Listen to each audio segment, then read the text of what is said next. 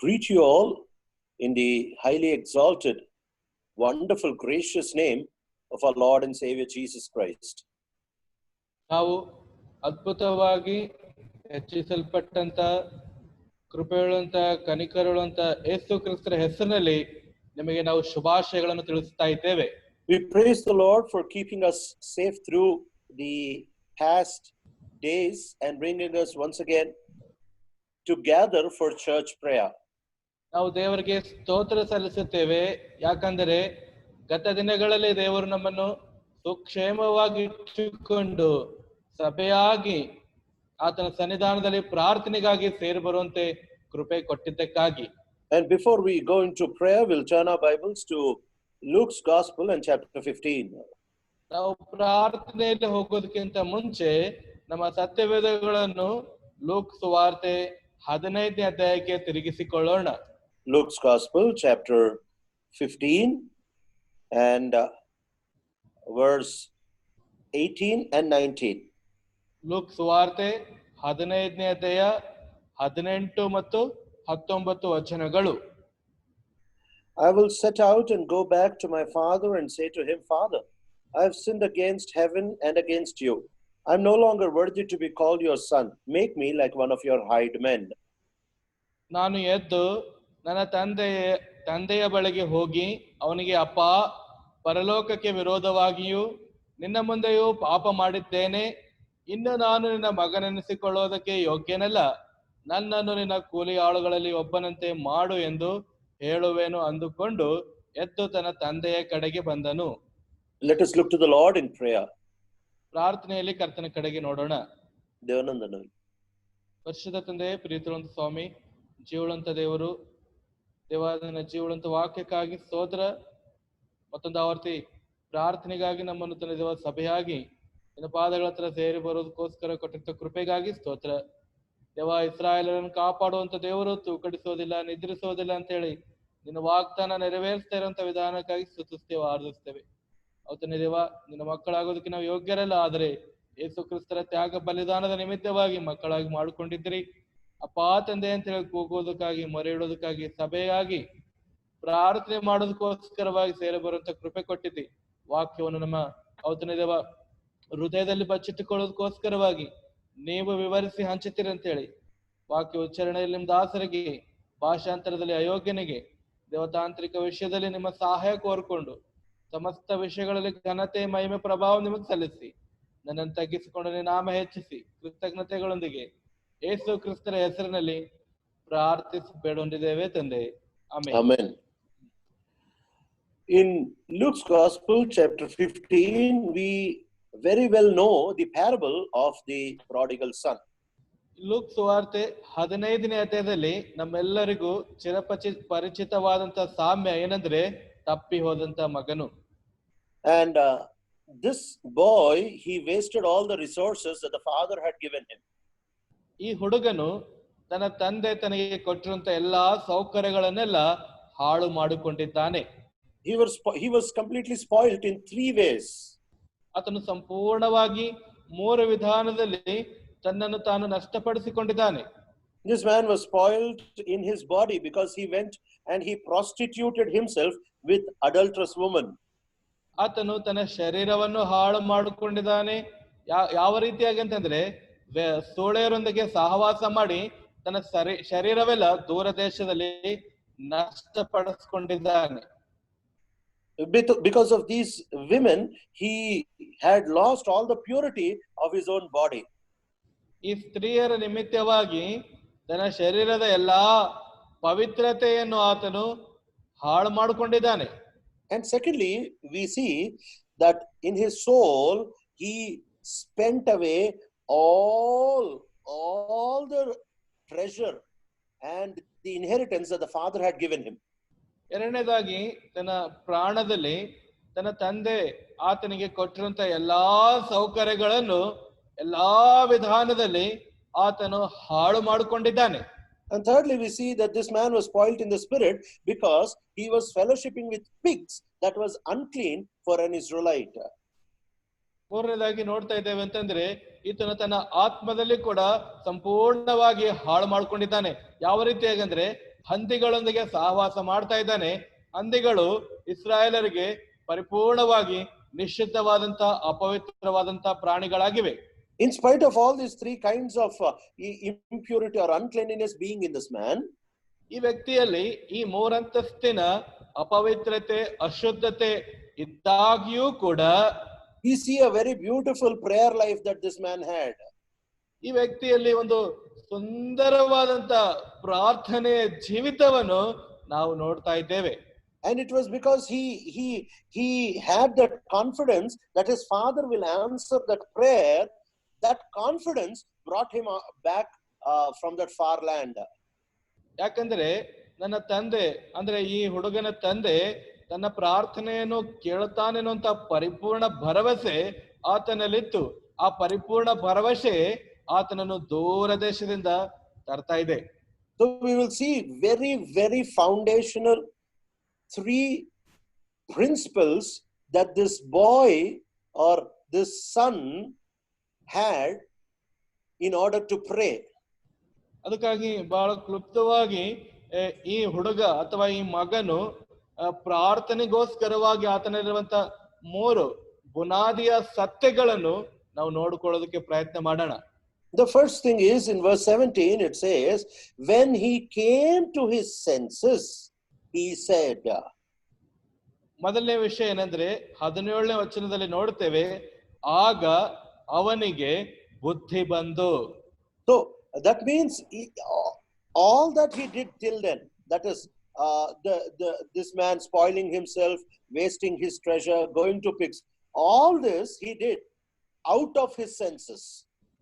ನೋಡ್ರಿ, ಅಂದ್ರೆ ಇದಕ್ಕಿಂತ ಮುಂಚೆ ನನ್ನ ಆಸ್ತಿ ತೆಗೆದುಕೊಂಡು ಹೋಗುವಂಥದ್ದು, ಅದೆಲ್ಲ ಹಾಳು ಮಾಡುವಂಥದ್ದು, ಅಷ್ಟೇ ಅಲ್ಲ ಹಂದಿಗಳೊಂದಿಗೆ ಸಹವಾಸ ಮಾಡುವಂಥದ್ದು, ಎಲ್ಲ ವಿಷಯಗಳು ಆತನು ಬುದ್ಧಿ ಇಲ್ಲದಂತೆ ತನ್ನ ಜ್ಞಾನ ಇಲ್ಲದಂತೆ ಹಾಳು ಮಾಡ್ತಾ ಇದ್ದಾನೆ.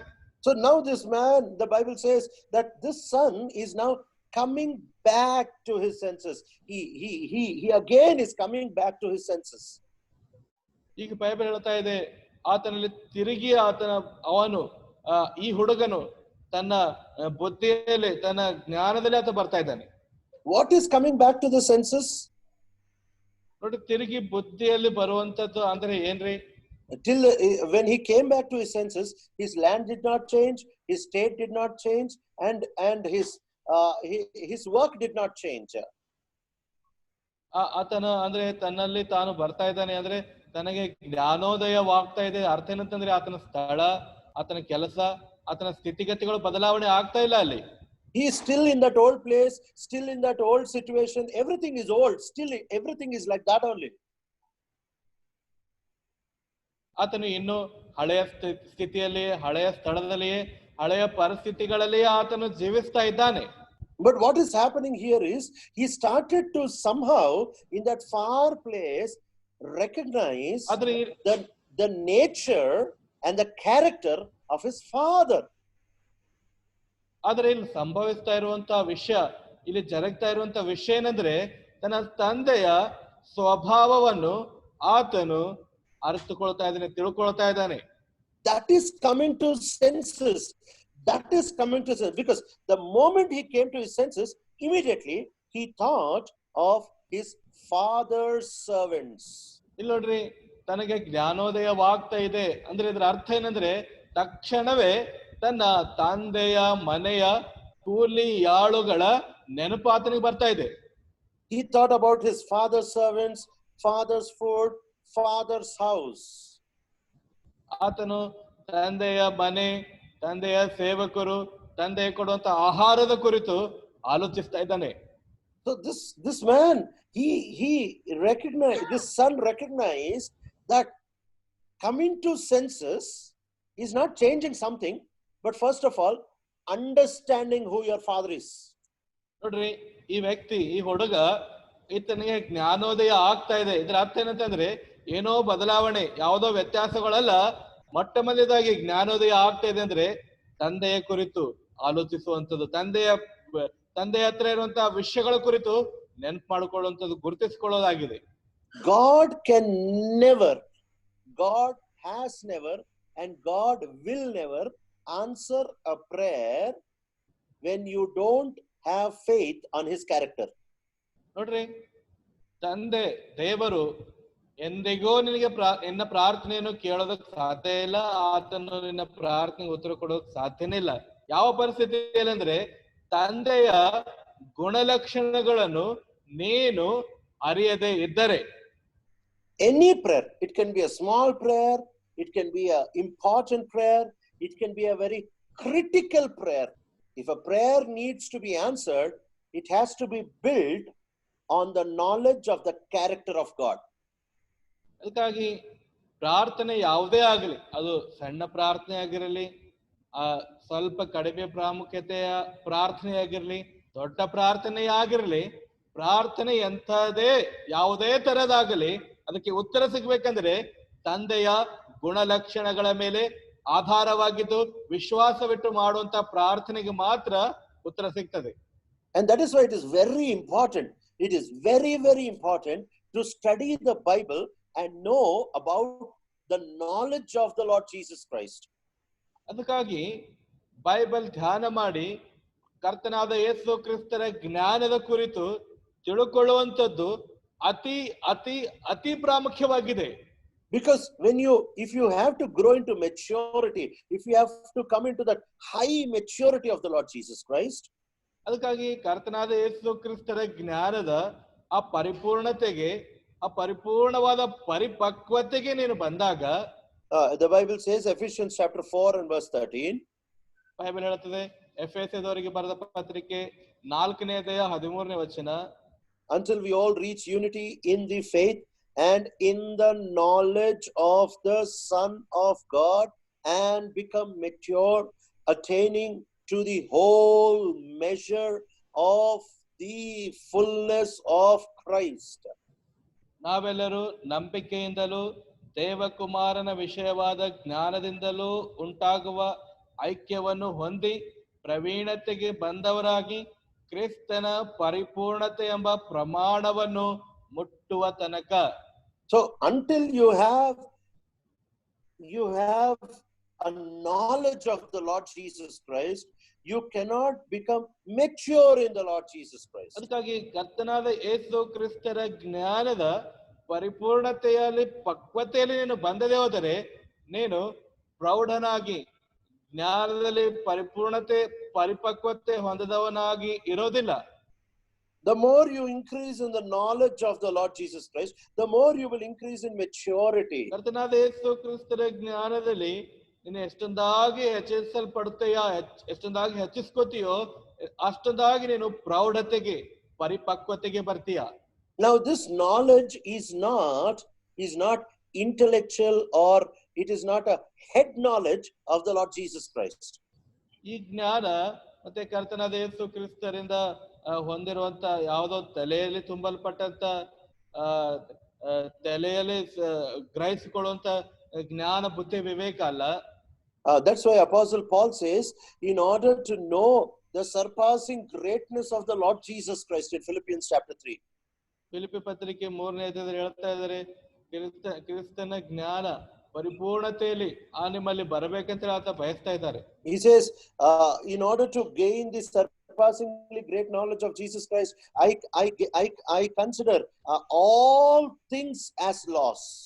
ಅದಕ್ಕಾಗಿ ಆತನು ಏನು ಹೇಳುವಂತ ಮಾತೇನೆಂದ್ರೆ, ಕ್ರಿಸ್ತನ ನಿಮಿತ್ತವಾದಂತ ಕ್ರಿಸ್ತ ಯೇಸುವನ್ನು ಅರಿಯುವಂತದ್ದೇ ಶ್ರೇಷ್ಠವಾದದ್ದು, ಉಳಿದಿರುವಂತದ್ದು ಎಲ್ಲವೂ ನಾನು ನಷ್ಟವೆಂದೇ ಅಂತೇಳಿ ಎಣಿಸ್ತಾ ಇದ್ದೇನೆ.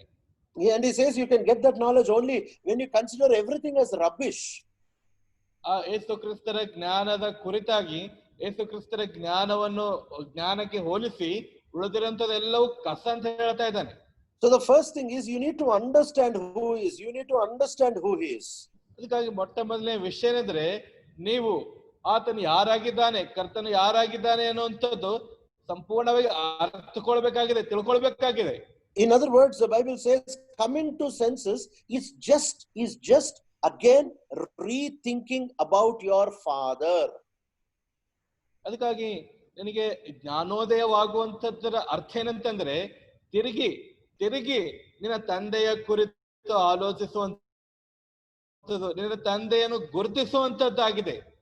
And if a sinner is praying, and if the Lord is calling a sinner to salvation, ಕರ್ತನು ಒಬ್ಬ ಪಾಪಿಯನ್ನು ರಕ್ಷಣೆಗೆ ಕರೀತಾ ಇದ್ದಾನೆ ಅಥವಾ ಪಾಪಿ ಪ್ರಾರ್ಥಿಸ್ತಾ ಇದ್ದಾನಂದ್ರೆ, the first sinner who came through the cross in the Gospels is the thief on the cross. ಶಿಲುಬೆಯ ಮುಖಾಂತರವಾಗಿ ರಕ್ಷಣೆಯಲ್ಲಿ ಬಂದಿರುವಂತ ಮೊಟ್ಟ ಮೊದಲೇ ಪಾಪ ಏನಂದ್ರೆ ಆ ಶಿಲುಬೆ ಮೇಲೆ ತೂಗಲ್ಪಟ್ಟಂತ ಕಳ್ಳನಾಗಿದ್ದಾನೆ. Now he could not pray, he did not pray with sense until that point of time. ಅಲ್ಲಿ ಆ ಅಂಶದವರೆಗೂ ಆ ಸಮಯದವರೆಗೂ ಆತನು ಪರಿಪೂರ್ಣ ಜ್ಞಾನೋದಯ ಹೊಂದಿ ಆತ ಪ್ರಾರ್ಥಿಸಲಿಲ್ಲ. But the moment he saw and he understood that Jesus is a king, that Jesus is a savior, and that Jesus is the Son of God, ಯಾವ ಸಮಯದಲ್ಲಿ ಯೇಸು ಕ್ರಿಸ್ತನು ರಾಜನಾಗಿದ್ದಾನೆ, ಯೇಸು ಕ್ರಿಸ್ತನು ರಕ್ಷಕನಾಗಿದ್ದಾನೆ, ಯೇಸು ಕ್ರಿಸ್ತನು ದೇವರ ಮಗನಾಗಿದ್ದಾನೆ ಅಂತ ಹೇಳಿ ಯಾವ ಕ್ಷಣ ಆತನ ಅರ್ಥ ಮಾಡ್ಕೊಳ್ತಾ ಇದ್ದಾನೋ ತಿಳ್ಕೊಳ್ತಾ ಇದ್ದಾನೋ, immediately he came to his senses and he prayed a very beautiful prayer. ತಕ್ಷಣವೇ ತಾನು ತಿಳುವಳಿಕೆಯಲ್ಲಿ ಬರ್ತಾ ಇದ್ದಾನೆ. ಜ್ಞಾನೋದಯವಾದ ತಕ್ಷಣ ಆತನು ಒಂದು ಅದ್ಭುತವಾದ ಸುಂದರವಾದ ಪ್ರಾರ್ಥನೆಯನ್ನು ಪ್ರಾರ್ಥಿಸ್ತಾ ಇದ್ದಾನೆ. Every time God answers a prayer, the Holy Spirit, God works behind that to bring you to your senses. ಅದಕ್ಕಾಗಿ ಪರಿಶುದ್ಧಾತ್ಮ ದೇವರು ನಿಮ್ಮ ಹಿಂದೆಗಡೆ ಇದ್ದು ಪ್ರತಿ ಕ್ಷಣ ಪ್ರತಿ ಸಂದರ್ಭದಲ್ಲಿ ನಿಮಗೆ ತಿಳುವಳಿಕೆ ಜ್ಞಾನೋದಯ ಉಂಟು ಮಾಡ್ತಾನೋ ಆ ಕ್ಷಣದಲ್ಲಿ ಮಾಡುವಂತ ಪ್ರಾರ್ಥನೆ, ಪ್ರತಿ ಪ್ರಾರ್ಥನೆ ದೇವರು ಉತ್ತರ ಕೊಡ್ತಾರೆ. Because we don't know what to pray. That's what Romans chapter 8 says. We do not know what to pray, what to ask for. ಅದಕ್ಕಾಗಿ ಪ್ರಾರ್ಥನೆ ಏನ್ ಮಾಡ್ಬೇಕು ನಮಗೆ ಗೊತ್ತಿಲ್ಲ. ರೋಮ 8 ಹೇಳುತ್ತದೆ ನಾವು ಯಾವ ರೀತಿಯಾಗಿ ಪ್ರಾರ್ಥಿಸ್ಬೇಕು, ಏನು ಪ್ರಾರ್ಥಿಸ್ಬೇಕು ಅನ್ನೋದು ನಮಗೆ ನಾವು ತಿಳಿಯದೇ ಇದ್ದೇವೆ. But the Holy Spirit God prays according to the mind of God. ಅದಕ್ಕಾಗಿ ಪವಿತ್ರಾತ್ಮ ದೇವರು ಪ್ರಾರ್ಥಿಸ್ತಾರೆ ಯಾವ ರೀತಿಯಾಗಿ ಅಂದ್ರೆ ದೇವರ ಮನಸ್ಸಿಗೆ ಯಾವ ರೀತಿ ಇಷ್ಟ ಇದೆನೋ ಅಂತ ಪ್ರಾರ್ಥನೆನೇ ಪ್ರಾರ್ಥಿಸ್ತಾರೆ ಅವರು. He alone knows the mind of God. He alone knows the thinking of God. ಆತನೊಬ್ಬನು ಮಾತ್ರ ದೇವರ ಮನಸ್ಸನ್ನು ಅರ್ಥವನಾಗಿದ್ದಾನೆ. ಆತನೊಬ್ಬನೇ ಮಾತ್ರ ದೇವರ ಆಲೋಚನೆಯನ್ನು ಅರಿತವನಾಗಿದ್ದಾನೆ. So this shows that every time you come to prayer, you need your senses. You need your senses to be renewed before you can pray. ಅದಕ್ಕಾಗಿ ಪ್ರಾರ್ಥನೆ ಮಾಡುವುದಕ್ಕಾಗಿ ಬಂದಿರುವಂತ ಪ್ರತಿ ಸಂದರ್ಭದಲ್ಲಿ ನೀನು ತಿಳ್ಕೊಳ್ಬೇಕಾಗಿರುವಂತ ವಿಷಯ ಏನಂದ್ರೆ ನಿನ್ನ ಮನಸ್ಸು ನೀನು ಮತ್ತೊಂದಾವರ್ತಿ ತಿರುಗಿ ಉಜ್ಜೀವನ ಪಡಿಸಲ್ಪಟ್ಟು ತಿರುಗಿ ನೀನು ತಿಳುವಳಿಕೆಯಲ್ಲಿ ಬರುವಂತವನಾಗಿರುವಂತನಾಗಿರಬೇಕು. So it is always good to read the Bible, know something new about God, and then begin to pray, because that prayer you will do it with your senses.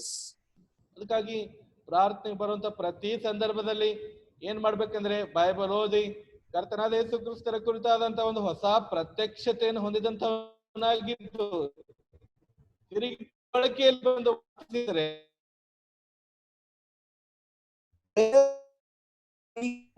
is not just talking. Prayer is standing on the knowledge that you have about the Lord Jesus. ಪ್ರಾರ್ಥನೆ ಕೇವಲ ಹೇಳುವಂಥದ್ದು, ಪ್ರಾರ್ಥನೆ ಕೇವಲ ಮಾತಾಡುವಂಥದ್ದು, ಪ್ರಾರ್ಥನೆ ಕೇವಲವಾಗಿ ಏನೋ ಬಾಯಿಂದ ಉಚ್ಚರಿಸುವಂಥದ್ದಲ್ಲ.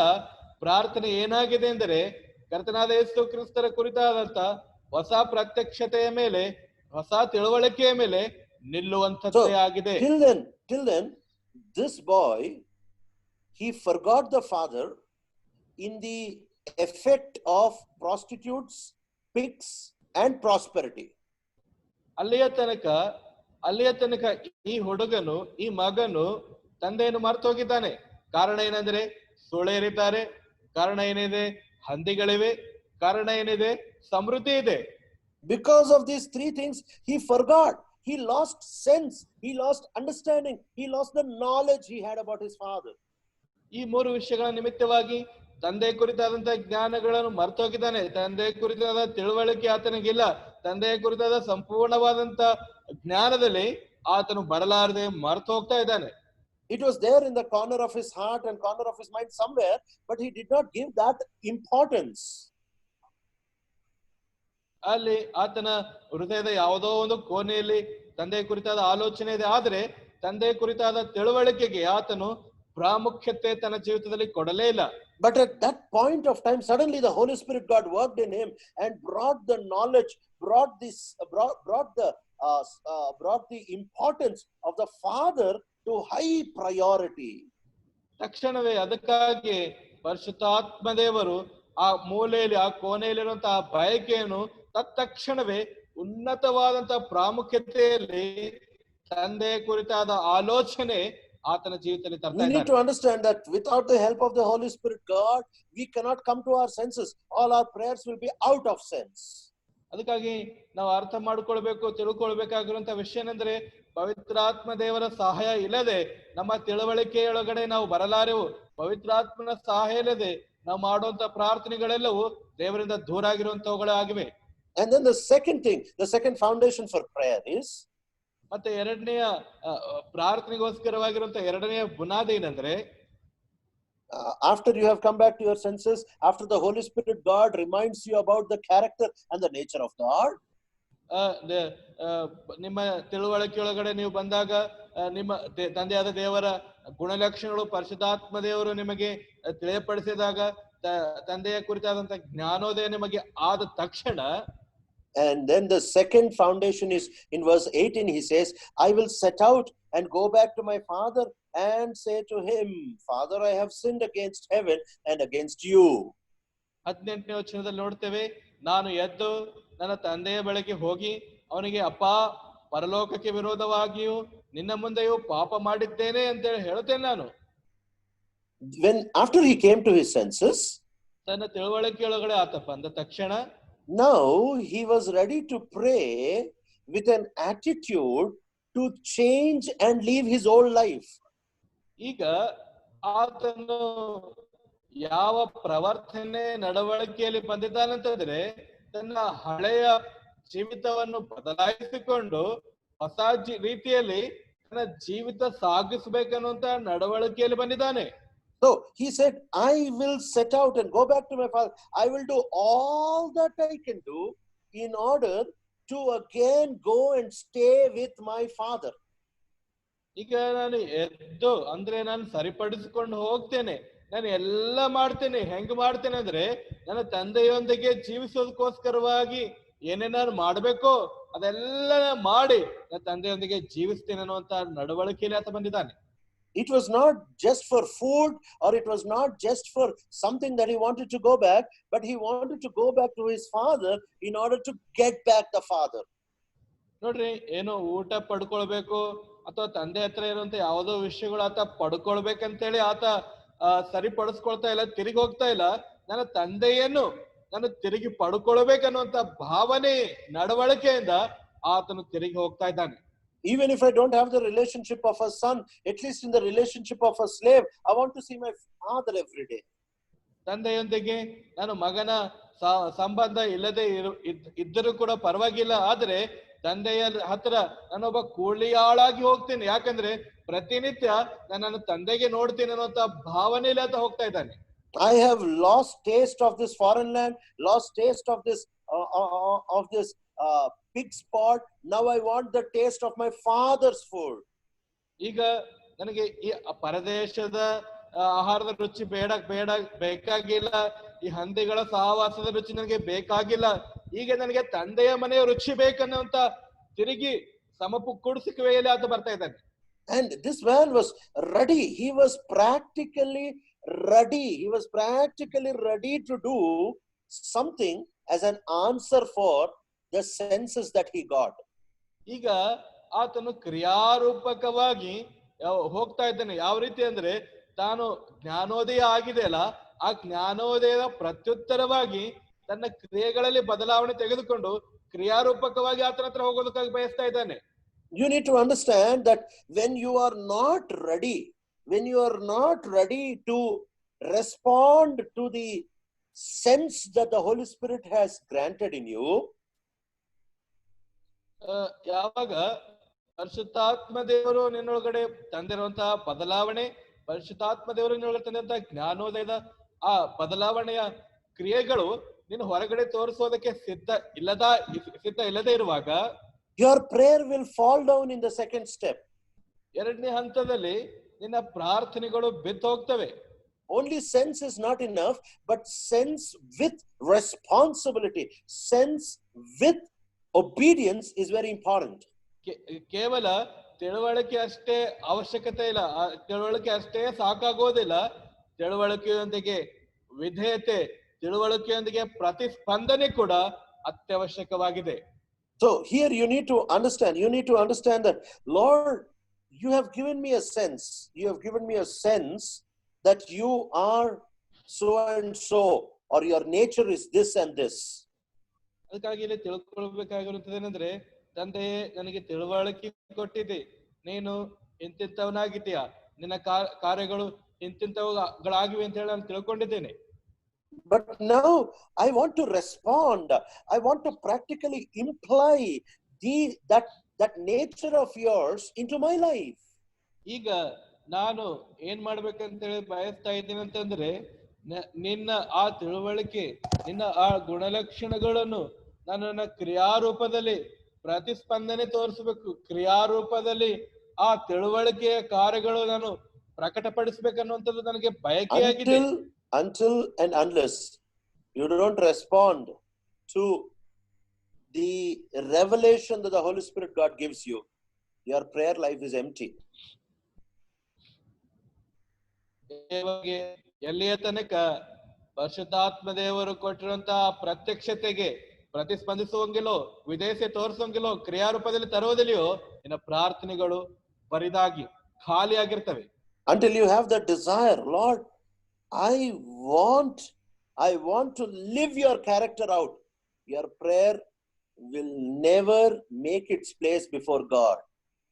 ಎಲ್ಲಿಯ ತನಕ ಓ ಕರ್ತನೆ, ಓ ತಂದೆಯೇ, ನಿನ್ನ ಪವಿತ್ರಾತ್ಮನ ಕೊಟ್ಟಿರುವಂತಹ ತಿಳುವಳಿಕೆ ನನ್ನ ಕ್ರಿಯಾರೂಪದಲ್ಲಿ ಬರೋದಿಲ್ಲೋ, ನನ್ನ ಕ್ರಿಯೆಯಲ್ಲಿ ತೋರಿಸೋದಿಲ್ಲೋ, ಅಲ್ಲಿವರೆಗೂ ನಿನ್ನ ಪ್ರಾರ್ಥನೆ ಜೀವಿತ ಬರಿದಾಗಿ ಖಾಲಿಯಾಗಿರ್ತವೆ.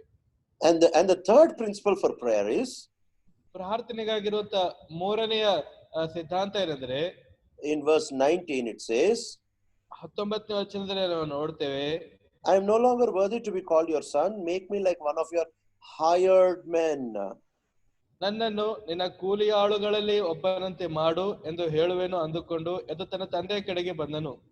That means he says, my whole future is dedicated for the service of my father. ಇದರ ಅರ್ಥ ಏನಂದ್ರೆ, ನನ್ನ ಪೂರ್ಣ ಭವಿಷ್ಯತ್, ನನ್ನ ಭವಿಷ್ಯತ್ ಕಾಲವೆಲ್ಲ, ನನ್ನ ಭವಿಷ್ಯತ್ ಜೀವಿತವೆಲ್ಲ ನಿನ್ನ ಸೇವೆಗೆ ಸಮರ್ಪಿತವಾಗಿದೆ. He says, I want to be like a hired man. ನಾನು ಒಬ್ಬ ಕೂಲಿ ಆಳಾಗಿ ಇರಬೇಕಂತ ಹೇಳಿ ಬಯಸ್ತಾ ಇದ್ದೇನೆ. But in verse 18 he doesn't say, Master, I have sinned against you. He says, Father, I have sinned against you. ಇಲ್ಲಿ 18ನೇ ವಚನದಲ್ಲಿ ನೋಡ್ತಾ ಇದ್ದೇವೆ, ಯಜಮಾನನೇ ನಾನು ಪಾಪ ಮಾಡಿದ್ದೇನೆ ಅಂತ ಹೇಳಿ ಹೇಳ್ತಾ ಇಲ್ಲ, ತಂದೆಯೇ ನಾನು ಪಾಪ ಮಾಡಿದ್ದೇನೆ ಅಂತ ಹೇಳಿ ಒಪ್ಕೋತಾ ಇದ್ದಾನೆ. Now he says, I want to serve like a hired man, but I want to serve as if he is my father. ನೋಡ್ರಿ, ಈಗ ಆತ ಹೇಳ್ತಾ ಇದ್ದಾನೆ ಏನಂತಂದ್ರೆ, ನಾನು ಈಗ ಒಬ್ಬ ಕೂಲಿ ಆಳಾಗಿ ಸೇವೆ ಮಾಡ್ತೇನೆ. ಯಾವ ರೀತಿ ಅಂದ್ರೆ, ಒಬ್ಬ ತಂದೆಗೆ ಒಬ್ಬ ಕೂಲಿ ಆಳಾಗಿ ನಾನು ಸೇವೆ ಸಲ್ಲಿಸ್ತೇನೆ ಅಂತ ಹೇಳಿ ಈಗ ಆತ ಒಪ್ಪುತ್ತಾ ಇದ್ದಾನೆ. He says, when it comes to love, I will have the love of a son. When it comes to service, I will have the service of a slave. ಈತನ ಮಾತಿನ ಅರ್ಥ ಏನಂತಂದ್ರೆ, ಪ್ರೀತಿಯ ಮಾತು ಬಂದರೆ ನನ್ನ ತಂದೆಯಂತೆ ಮಗನಾಗಿ ಪ್ರೀತಿಸ್ತೇನೆ, ಸೇವೆಯ ಕೆಲಸ ಬಂದರೆ ಒಬ್ಬ ಕೂಲಿ ಆಳಾಗಿ ನಾನು ಸೇವೆ ಮಾಡ್ತೀನಿ ಅಂತ ಹೇಳಿ ತನ್ನ ನಿಜ ಸ್ಥಿತಿ ಒಪ್ಕೋತಾ ಇದ್ದಾನೆ. This is very, very important in our prayer life. ನಮ್ಮ ಪ್ರಾರ್ಥನೆಯ ಜೀವಿತದಲ್ಲಿ ಇದು ಬಹು ಪ್ರಾಮುಖ್ಯವಾಗಿದೆ. You need to love God as a father, but when you are serving, you need to serve as a servant. ನೀನು ದೇವರಿಗೆ, ತಂದೆಗೆ ಪ್ರೀತಿ ಮಾಡುವಂತ ವಿಷಯ ಬಂದ್ರೆ ಒಬ್ಬ ಮಗನಾಗಿ ಆ ತಂದೆಗೆ ಪ್ರೀತಿ ಮಾಡು. ಸೇವೆ ಮಾಡುವಂತ ವಿಷಯ ಬಂದಾಗ, ಸೇವೆಯ ಮಾತು ಬಂದಾಗ, ಒಬ್ಬ ಸೇವಕನಾಗಿ, ಒಬ್ಬ ಕೂಲಿಯಾಳಾಗಿ ಪ್ರತಿಷ್ಠಿಸಿಕೊಂಡು ಸೇವೆ ಮಾಡು. That is why Apostle Paul, he calls himself with many names, and one name he calls himself most times is the servant of God. ನೋಡ್ರಿ, ಅಪೊಸ್ತಲನಾದಂತ ಪೌಲನು ತನ್ನ ಕುರಿತು ತನ್ನ ವಿಷಯದಲ್ಲಿ ಅನೇಕ ವಿಧವಾದಂತ ಹೆಸರುಗಳಿಂದ ಆತನು ಕರೆಸಿಕೊಳ್ತಾನೆ. ಆದರೆ ಪ್ರಾಮುಖ್ಯವಾಗಿ ಅತಿ ಹೆಚ್ಚಾಗಿ ಆತನು ತನ್ನನ್ನು ದೇವರ ಸೇವಕನು ಅಂತೇಳಿ ಹೇಳಿಸ್ಕೊಳ್ತಾ ಇದ್ದಾನೆ. The first title he uses most is the title of an apostle. ಮೊಟ್ಟ ಮೊದಲಾಗಿ ಹೆಚ್ಚಾಗಿ ಆತನು ಉಪಯೋಗಿಸುವಂತ ಹೆಸರೇನೆಂದರೆ ಅಪೊಸ್ತಲನು ಅಂತ ಹೇಳ್ತಾನೆ. The second title he uses most is the title of I am a servant. ಎರಡನೆಯ ಅತಿ ಹೆಚ್ಚಾಗಿ ಆತನು ತನ್ನ ಹೆಸರು ಕುರಿತು ಹೇಳಿಕೊಳ್ಳುವಂತದ್ದೇನೆಂದ್ರೆ ನಾನು ಸೇವಕನಾಗಿದ್ದೇನೆ.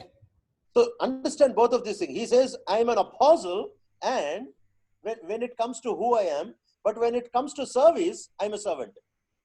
ನೋಡ್ರಿ, ನಾನು ಏನಾಗಿದ್ದೇನೆ ಅನ್ನುವಂತ ಪರಿಸ್ಥಿತಿ ಬಂದ್ರೆ ನಾನು ಅಪೊಸ್ತಲನ ಅಂತ ಹೇಳ್ತಾ ಇದ್ದೇನೆ. ಸೇವೆಯ ವಿಷಯ ಬಂದಾಗ ನಾನು ಸೇವಕನಾಗಿದ್ದೇನೆ ಅಂತ ಹೇಳಿ ಒಪ್ಕೊಳ್ತಾ ಇದ್ದೇನೆ. So we need to understand that Apostle Paul understood that his relationship with God can be anything, but when it comes to service, he has to serve as if he is a servant.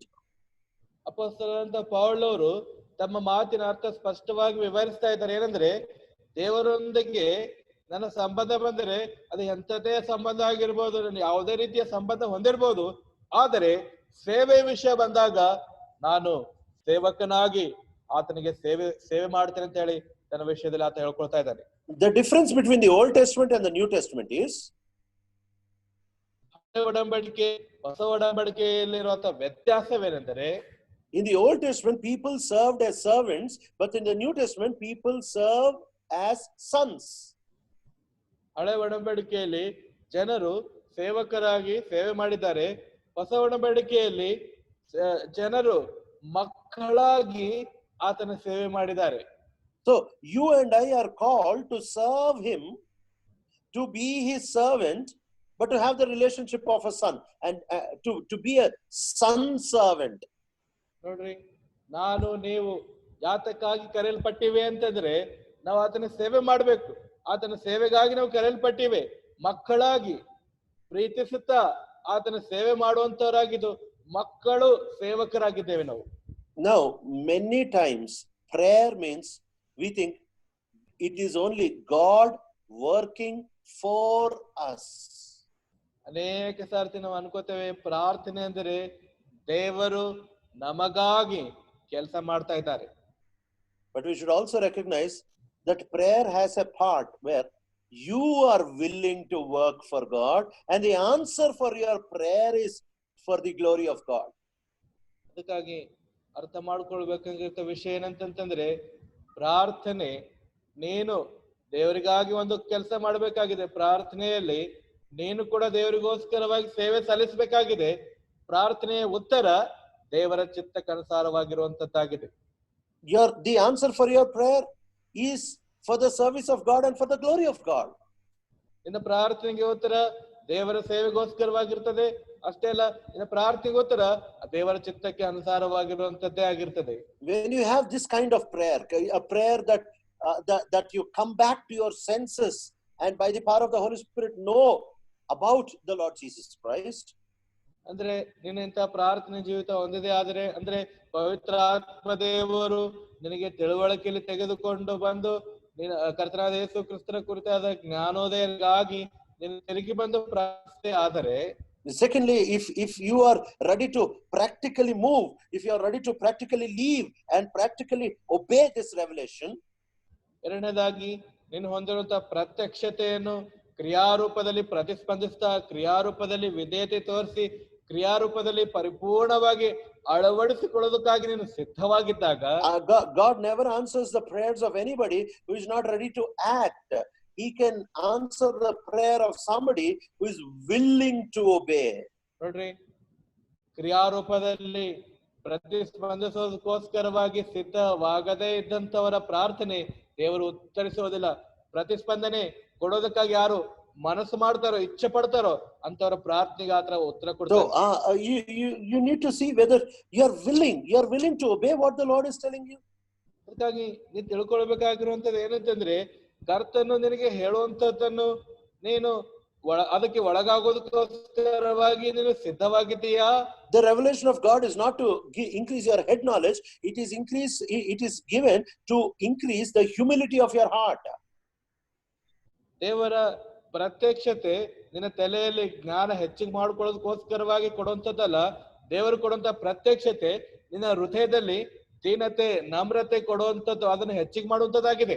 And when you recognize that every answer for prayer is helpful for your service and for the glory of God, ನಿನ್ನ ಪ್ರತಿ ಪ್ರಾರ್ಥನೆಯ ಉತ್ತರ ಮತ್ತೆ ನಿನ್ನ ದೇವರಿಗೋಸ್ಕರವಾಗಿ ನೀನು ಮಾಡುವಂತ ಸೇವೆಗೆ ಸಹಾಯಕರವಾಗಿಯೂ, ನಿನ್ನ ಪ್ರತಿ ಪ್ರಾರ್ಥನೆಯ ಉತ್ತರ ದೇವರ ಮಹಿಮೆಗೋಸ್ಕರವಾಗಿದೆ ಇದೆ ಅಂತ ಹೇಳಿ ತಿಳ್ಕೊಂಡಾಗ, when your prayers are always oriented towards the glory of God, oriented towards the service for the kingdom, ನಿನ್ನ ಪ್ರಾರ್ಥನೆಯ ನೀನು ಮಾಡುವಂತ ಪ್ರತಿ ಪ್ರಾರ್ಥನೆಯು ಕರ್ತನಾದ ಯೇಸು ಕ್ರಿಸ್ತರ ಮಹಿಮೆಗೋಸ್ಕರವಾಗಿ, ಆತನ ರಾಜ್ಯದ ವಿಸ್ತರಣೆಗೋಸ್ಕರವಾಗಿಯೇ ಕೇವಲ ಮಾತ್ರ ಕೇಂದ್ರೀಕೃತವಾಗಿದ್ದರೆ, it can be even a normal prayer. Suppose you have a family lack, or you have a need in your family. ನಿನ್ನ ಕುಟುಂಬದಲ್ಲಿ ಒಂದು ಕೊರತೆ ಇದೆ, ಕೌಟುಂಬಿಕವಾದಂತಹ ಒಂದು ಕೊರತೆಯಲ್ಲಿ ನೀವು ಜೀವಿಸ್ತಾ ಇದ್ದೀರಿ ಅನ್ಕೊಳ್ರಿ. Suppose you need a washing machine at home. ನಿನಗೆ ಮನೆಯಲ್ಲಿ ಒಂದು ವಾಷಿಂಗ್ ಮಷಿನ್ ಬೇಕಾಗಿದೆ ಅಂದ್ಕೋ. So and you are praying for a washing machine. ಒಂದು ವಾಷಿಂಗ್ ಮಷಿನ್ ಗಾಗಿ ಪ್ರಾರ್ಥಿಸ್ತಾ ಇದ್ದೆ ಅಂದ್ಕೋ. So the right way to pray for a washing machine is, washing machine ಗಾಗಿ ಸರಿಯಾದ ವಿಧಾನದಲ್ಲಿ ಮಾಡಬೇಕಾಗಿರುವಂತಹ ಪ್ರಾರ್ಥನೆ ಏನಂದ್ರೆ, Lord, give me a washing machine so that somehow I can glorify you. ಕರ್ತನೆ, ನನಗೆ ವಾಷಿಂಗ್ ಮಷಿನ್ ಕೊಡು. ವಾಷಿಂಗ್ ಮಷಿನ್ ನೀನು ಕೊಡೋದ್ರಿಂದ ಯಾವುದೋ ಒಂದೇ ವಿಧಾನದಿಂದ ನಾನು ನಿನಗೆ ಮಹಿಮೆ ಪಡಿಸಲು ಸಹಾಯ ಮಾಡು. So Lord, give me a washing machine so that somehow I can be more useful to your kingdom. ಕರ್ತನೆ, ನನಗೊಂದು ವಾಷಿಂಗ್ ಮಷಿನ್ ಕೊಡು. ಯಾವುದೋ ಒಂದು ವಿಧಾನದಿಂದ ನಾನು ಆ ವಾಷಿಂಗ್ ಮಷಿನ್ ಮುಖಾಂತರವಾಗಿ ನಿನ್ನ ಸೇವೆಗೆ ನಾನು ಅನುಕೂಲವಾಗಿರಲು ಸಹಾಯ ಮಾಡು. So, and if God answers that, when God answers that prayer, ದೇವರು ಯಾವಾಗ ಆ ಪ್ರಾರ್ಥನೆಗೆ ಉತ್ತರ ಕೊಡ್ತಾರೋ, then the time you use to wash clothes otherwise, that is reduced by this washing machine, and you use the time in a productive way, either for God or for some good thing. Washing machine ಅಲ್ಲಿ ಬಟ್ಟೆ ಒಗೆಯೋದಕ್ಕೋಸ್ಕರವಾಗಿ ನೀನ್ ಹಾಕಿದಾಗ ಸಮಯ ಉಳಿಸ್ತೀಯ. ಆ ಸಮಯ ಉಳಿಸಿರುವಂತ ಸಮಯ ದೇವರಿಗೋಸ್ಕರವಾಗಿ ಮತ್ತೆ ಯಾವುದೋ ಒಂದು ಒಳ್ಳೆಯ ವಿಧಾನದಲ್ಲಿ ನೀನು ಬಳಸಲಿಕ್ಕೆ ಸಾಧ್ಯ ಆಗ್ತದೆ. And if this is not your prayer and you ask, Lord, give me a washing machine because it is becoming difficult for me, ಇಂಥ ಪ್ರಾರ್ಥನೆಯಿಂದ ಇಲ್ಲ, ಮತ್ತೆ ನಿನ್ ಪ್ರಾರ್ಥನೆ ಹಿಂಗಿದೆ ಅನ್ಕೋ, ಕರ್ತನೆ ನನಗೆ ವಾಷಿಂಗ್ ಮಷಿನ್ ಕೊಡು, ಬಟ್ಟೆ ಒಗೆಯೋದು ಬಹಳ ನನಗೆ ಕಷ್ಟ ಆಗ್ತಾ ಇದೆ. you know what will happen? ನಿಂಗೆ ಏನಾಗ್ತದೆ ಗೊತ್ತಾ? You will put the clothes in the washing machine and spend that time so in gossip or before the TV. ನೀನು ವಾಷಿಂಗ್ ಮಷಿನ್ ಅಲ್ಲಿ ಬಟ್ಟೆ ಹಾಕಿ ಹೊರಗಡೆ ಹೋಗ್ತೀಯ. ಹೋದ್ಮೇಲೆ ನಿನಗೆ ಉಳಿಯುವಂತ ಸಮಯ ಬೇರೆ ಅವಿವ ವ್ಯರ್ಥವಾದಂತ ಮಾತುಗಳು ಮಾತಾಡೋದ್ರಲ್ಲಿ ಸಮಯ ಕಳಿತೀಯ, ಅಥವಾ ಟಿವಿ ನೋಡೋದ್ರಲ್ಲಾದ್ರೂ ಸಮಯ ಹಾಳು ಮಾಡ್ಕೊಳ್ತೀಯ. So what is happening? This washing machine, ಮತ್ತೆ you think it's an answer for prayer, but actually it is not useful for God. ನೀವೇ ಇಲ್ಲಿ ಏನಾಗ್ತಾ ಇದೆ ಅಂದ್ರೆ, ವಾಷಿಂಗ್ ಮಷಿನ್ ಅಲ್ಲಿ ಬಟ್ಟೆ ಹಾಕ್ತಾ ಇದ್ರಿ, ಸಮಯ ಉಳಿತಾ ಇದೆ. ಆ ಸಮಯ ನೀವು ಲೋಕಕ್ಕಾಗಿ ಬಳಸ್ತಾ ಇದ್ರಿ, ದೇವರಿಗೋಸ್ಕರವಾಗಿ ನೀನು ಆ ಸಮಯ ಉಪಯೋಗಿಸ್ತಾ ಇಲ್ಲ. So all our prayers should be God's glory directed and service oriented. ಅದಕ್ಕಾಗಿ ನಮ್ಮ ಪ್ರತಿ ಪ್ರಾರ್ಥನೆಗಳು ದೇವರ ಮಹಿಮೆಗಾಗಿ, ದೇವರ ಸೇವೆಗೋಸ್ಕರವಾಗಿ ಕೇಂದ್ರೀಕೃತವಾಗಿರುವಂತವುಗಳಾಗಿರಬೇಕು. And you know how God will answer such kinds of prayer? When you pray this kind of prayer, how God will answer this prayer? ನಿನ್ಗೆ ಗೊತ್ತಾ, ಇಂಥ ಪ್ರಾರ್ಥನೆಗಳು ಪ್ರಾರ್ಥಿಸಿದಾಗ ದೇವರು ಇಂಥ ಪ್ರಾರ್ಥನೆಗಳ ಉತ್ತರಗಳು ಯಾವ ರೀತಿ when your prayer is glory oriented and when your prayer is service oriented, you know how God will answer your prayer? ನನ್ನ ಪ್ರಾರ್ಥನೆಗಳು ದೇವರ ಮಹಿಮೆಯ ಕೇಂದ್ರೀಕೃತವಾಗಿ ದೇವರ ಸೇವೆ ಕೇಂದ್ರೀಕೃತವಾಗಿದೆ. ಉತ್ತರ ಹೆಂಗ್ ಕೊಡ್ತಾರೆ ಗೊತ್ತಾ ದೇವರು? Even before you finish your prayer, he will start giving an answer. ನಿನ್ನ ಪ್ರಾರ್ಥನೆ ಮಾಡೋದಕ್ಕಿಂತ ಮುಂಚೆಯೇ ನಿನ್ನ ಪ್ರಾರ್ಥನೆ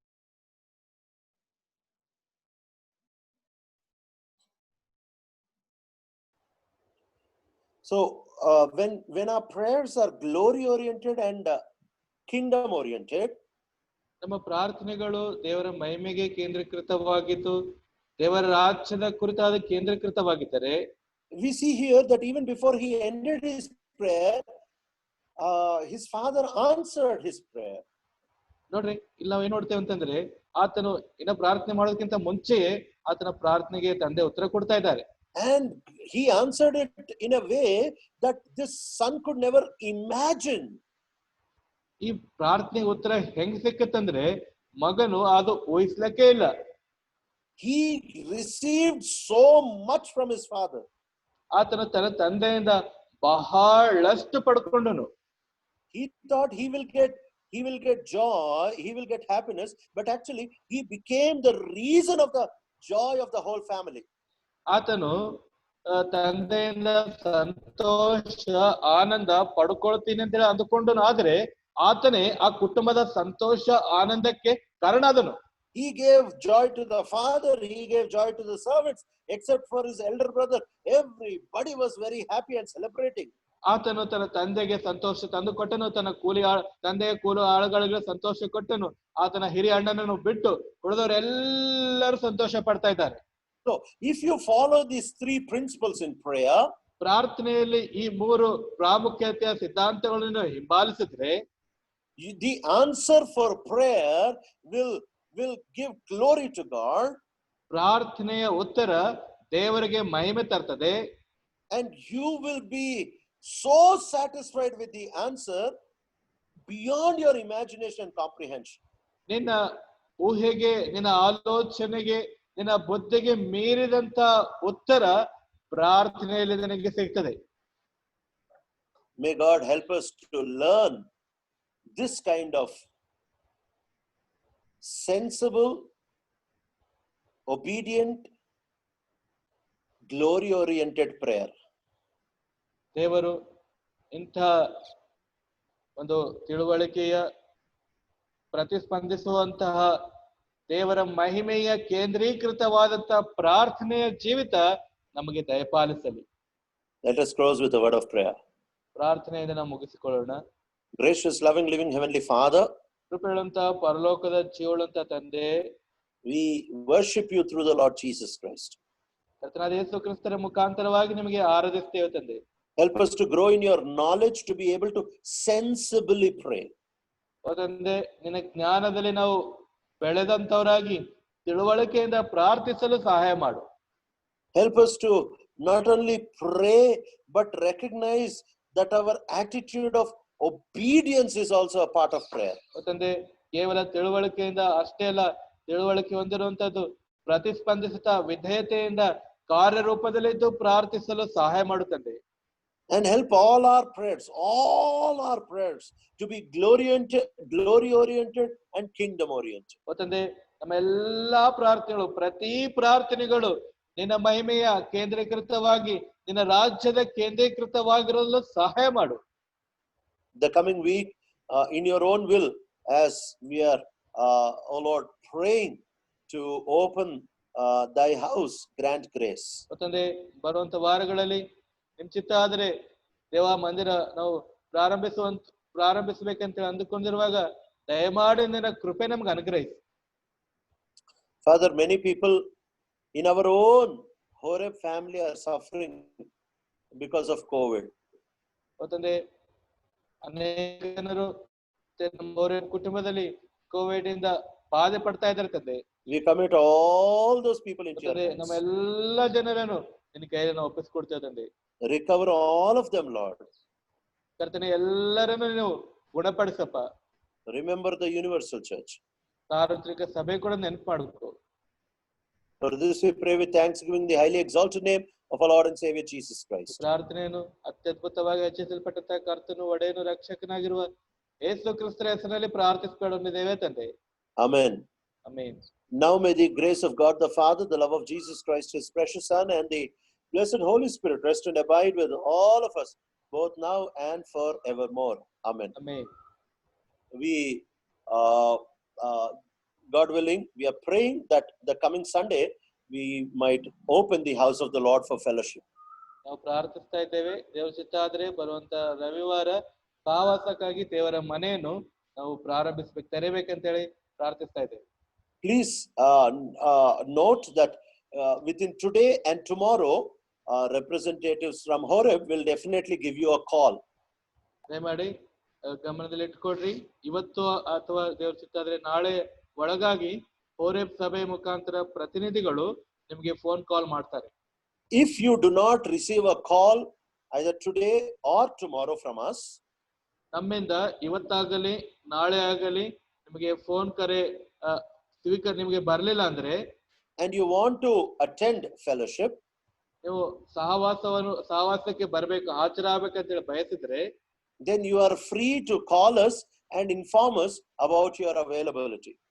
ನೀವು ನಮಗೆ ಫೋನ್ ಮಾಡೋದಕ್ಕೋಸ್ಕರವಾಗಿ ನೀವು ಸ್ವತಂತ್ರವಾಗಿ ನಮಗೆ ಫೋನ್ ಮಾಡಬಹುದು. ಅಷ್ಟೇ ಅಲ್ಲ, ನೀವು ಬರುವಂತದ್ದು ನಮಗೆ ಮುಂಚಾಗಿ ತಿಳಿಸಬೇಕಾಗಿ ಕೇಳ್ಕೊತೇವೆ. So we request you to please understand, because some people's numbers have changed, ಕೆಲವು ಜನರ ನಂಬರ್ಸ್ ಗಳು ಬದಲಾವಣೆ ಆಗಿವೆ, and some people's numbers won't be reachable, ಕೆಲವು ಜನರ ನಂಬರ್ಸ್ ಗಳು ರೀಚಬಲ್ ಅಲ್ಲಿ ಇರೋದಿಲ್ಲ, or we may miss, or a suitable time may not sit for you to be really answering our call. ಮತ್ತೆ ಕೆಲವು ಸಮಯದಲ್ಲಿ ನಾವು ನಿಮಗೆ ಮಾಡದೇ ಇರಬಹುದು, ಅಥವಾ ಕೆಲವು ಸಮಯದಲ್ಲಿ ನಾವು ಕರೆ ಮಾಡಿದ್ರು ನಿಮಗೆ ಉತ್ತರ ಕೊಡೋದಕ್ಕೆ ಸರಿಯಾದ ಸಮಯ ಇರದೇ ಇರಬಹುದು. So in case you do not receive a call, then please feel free to call us back. ನಿಮಗೆ ಫೋನ್ ಕರೆ ಒಂದಳೆ ಬರದೆ ಹೋಗಿದೆ ಆದ್ರೆ ದಯಮಾಡಿ ನಮಗೆ ಫೋನ್ ಮಾಡೋದಕ್ಕೋಸ್ಕರವಾಗಿ ನೀವು ಧಾರಾಳವಾಗಿ ಫೋನ್ ಮಾಡಬಹುದು. You can take down Sister Joy's number. ನೀವು ಸಹೋದರಿ ಜಾಯ್ ಅವರ number ತೆಗೆದುಕೊಳ್ಳ್ರಿ. 99085 99085 22211 22211 99085 9908 22211 22211. So in case you don't receive a call, then please call us on this number and we can take your count and follow. ದಯಮಾಡಿ ನಿಮಗೆ phone ಕರೆ Horeb ಸಭೆಯ ಪ್ರತಿನಿಧಿಗಳು ಮಾಡುವಂತ phone ನಿಮಗೆ ಬರಲಿಲ್ಲ ಅಂದ್ರೆ ಅವಾಗ ಮಾತ್ರ ದಯಮಾಡಿ ನಂಬರ್ಗೆ ನೀವು ಫೋನ್ ಮಾಡಿ ನಿಮ್ಮ ವಿಷಯದಲ್ಲಿ ನೀವು ಹೇಳಬೇಕಾಗಿ ಮನವಿ ಮಾಡ್ತೇವೆ. Around five people this week have been tested positive from Horeb. ಮತ್ತೆ ಸುಮಾರು 5 ಜನರು ಹೋರೇಬ್ ಸಹವಾಸದ ಸಹೋದರಿಯರು ಮತ್ತೆ ಕೋವಿಡ್ ಪಾಸಿಟಿವ್ ಆಗಿ ಅವರು ರಿಪೋರ್ಟ್ ಬಂದಿದೆ ಅವರು. So please be very careful and also pray for these 5 people. ದಯಮಾಡಿ ನೀವು ಕೂಡ ಜಾಗರೂಕತೆಯಿಂದ ಇರ್ರಿ, ಈ 5 ಜನರಿಗಾಗಿ ಕೂಡ ಪ್ರಾರ್ಥನೆ ಮಾಡಿ. Praise the Lord. Praise the Lord.